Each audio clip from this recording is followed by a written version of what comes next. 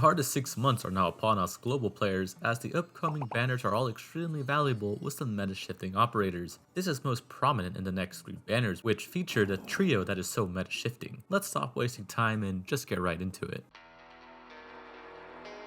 Monster has finally been hit with the anime girl beam and comes to us as our very first 6-star chain medic. Chain medics heal 3 units by bouncing their heal between operators. Each jump has its healing reduced by 25%. Monster's first talent, Self Repairs, allows her to summon this rock thing. Units around the summon gain a 15% attack buff. When the summon heals itself or by monster, the heal can perform an additional bounce without the reduction. This summon is the secret to why Monster is such a great unit.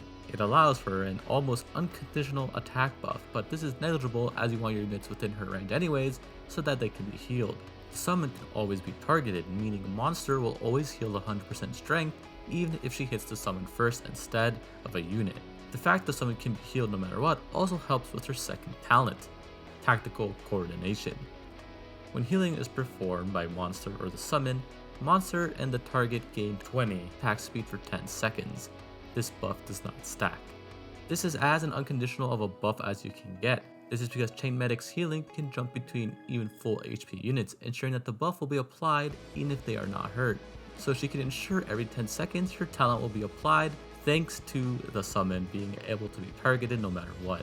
Monster's big skill is her third, Meltdown. Her attack range changes, she teleports to the summon, increases her attack by 310%, blocks 2, and increases her max HP by 5000. She loses 80 HP per second, and she attacks all enemies up to her block count. Her attack switches to true damage, and she self-heals for 50% of her attack. It should be noted that Monster is still able to heal units during this skill, and can use herself to bounce the heal. If Monster takes fatal damage during the skill, she will end her skill early and teleport back to her original position with 1 HP. There's not much to say, this skill does damage, heals rather well, while also allowing Monster to have a second life if she goes down during the skill. Her second skill should also not be underestimated, as it is a very high HPS, while also increasing the attack speed talent by 2.8. All of Monster's skills are offensive recovery, but the summon can be constantly targeted by Monster, allowing her to get her skill even if no one needs healing, thus sidestepping the main drawback of offensive recovery skills.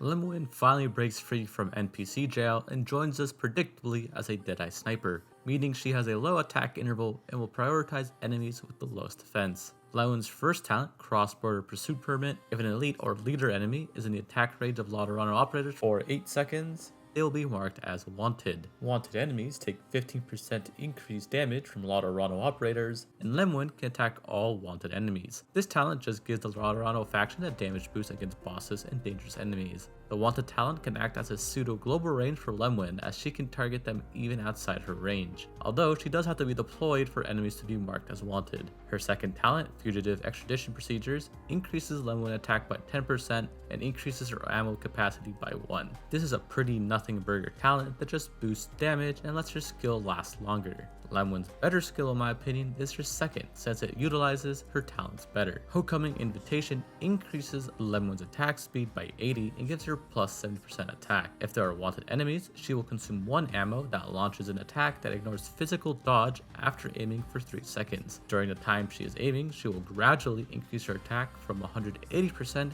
to 425%. If Lemuen's attack exceeds the enemy's HP and defense combined, she will immediately stop aiming and shoot. This is her better skill, since with the increase to her attack speed and attack, she's able to reliably kill mobs quite easily, all the while not wasting ammo on them. Her ammo is only used against dangerous enemies. This skill also works as a nice AFK skill when there are no dangerous enemies, and she just enjoys her boss. It is also helped by the fact with her mod, she can get her skill relatively quickly. I will briefly mention her bigger damage skill. She stops attacking and locks onto enemies in her range, and sends artillery strikes that does big AoE physical damage. The problem with this skill is her priority is normal, so she can waste ammo on basic mobs rather than focusing on enemies marked as wanted, but it does do the red number. Exu is back as yet another limited alter that is completely broken. Exu is a geek, but instead of focusing on buffing others with her skills, she focuses on buffing herself and dealing big damage. Exu's first talent, Fire Support Radio, is when an allied unit consumes ammo, she recovers 6% of her own HP, and has a 25% chance to immediately deal 150% of attack as AoE damage to an enemy within their attack range. This talent fixes the problem of RNG healing that Ark has, while still keeping the RNG spirit by allowing any unit with ammo to deal AoE damage. This also allows any ammo unit to help heal Exusiai, and she isn't stuck waiting for her own skill to heal. The RNG talent is improved to 35% with her mod, so there's quite the buff. Her second talent, Ammunition Pack, is allies with ammo have 9% more attack. This is doubled for Lauderano operators. This is a nothing burger talent that just buffs damage for ammo squad, which is good, but nothing really to speak of at length. Exusiai's main skill is her second. Trigger Happy Syndrome lets Exusiai steal 70 attack speed from someone within her range. This lasts till the end of her skill or until Exusiai is retreated. Exusiai and the unit affected both gain barrier equal to 250% of max HP. The barrier will decay over time. Attack interval decreases and each attack deals 300% as physical damage. If she successfully steals attack speed from someone, she gains an extra 5 ammo. This skill is all about making Exusiai deal very high damage while giving better survivability to the one she steals from. The barrier is quite useful in letting units and Exusiai herself tank damage, though most things in the game melt under her damage anyways, more so if she's able to proc her first talent. I'll briefly touch on her more gimmicky but fun skill. Her third skill allows her to redeploy their ground unit with the longest redeploy timer. This can allow you to do silly things, or can just help when an unforeseen accident occurs to an operator. The summon that is used to redeploy deals 250% of attack as physical splash damage at its location. If there are no ground units that can be redeployed, the summon can still be used to deal damage. TLDR, Exu does the massive damage. We are not done yet with busted altars being added to the game. Phantom fans finally get a win after being shot twice in the back of the head by HG, since Phantom breaks the game entirely without having to deal massive damage. Phantom Altar is a ritualist, which means he does elemental injury. In his case, he deals nervous impairment. The burst effect causes enemies to receive 3 stacks of paralysis, which means they're unable to attack 3 times. The paralysis is permanent until consumed by attempting to attack, unless the enemy has status resistance, in which case the stacks will decay every 5 seconds. It's not hard to see why paralysis is such a busted status effect. Nervous impairment out of the way, let's talk about the talents. Phantom's first talent, Driven by Soul, allows his attack to inflict nervous impairment equal to 30% of his attack to a target, and 20% to enemies around that target. This talent is just his deals elemental injury talent, while also letting it be AoE splash, allowing him to be more effective and not restricted to a single target. His second talent, Fall into Dream, makes all enemies under burst to have minus 12 attack speed. If they attempt to attack, they will be inflicted with 70 nervous impairment. This talent helps prolong the amount of time an enemy is under the effect of paralysis, giving even more mileage for a single burst. Phantom has 2 very busted skills, but we'll talk about his third here as the other is quite simple. Void Theater expands his attack range, attack increases by 125%, and prioritizes enemies not in a burst state. Enemies attacked by Phantom during the skill duration will receive nervous impairment equal to 10% of his attack every second until the skill ends. Enemies will have their elemental cooldown period increased by 50% and summon a Cage of Chaos wherever a nervous impairment burst is triggered. This skill provides just immense utility, since for 30 seconds, anyone in his range will essentially be unable to do anything, making it easy for any of your damage dealers to clean them up. Now, while that skill is busted, the one that you'll likely use most of the time is his second. This skill gives Phantom a cat he can throw on the floor that will attract up to 4 enemies, and then it will blow up, dealing arch damage and nervous impairment. This is an unlimited skill duration that only costs 25 SP, and the cat has a cooldown of only 22 seconds, which is wild. You can do many funny things with this skill. The next 3 months of banners are the most stacked we have ever seen in this game.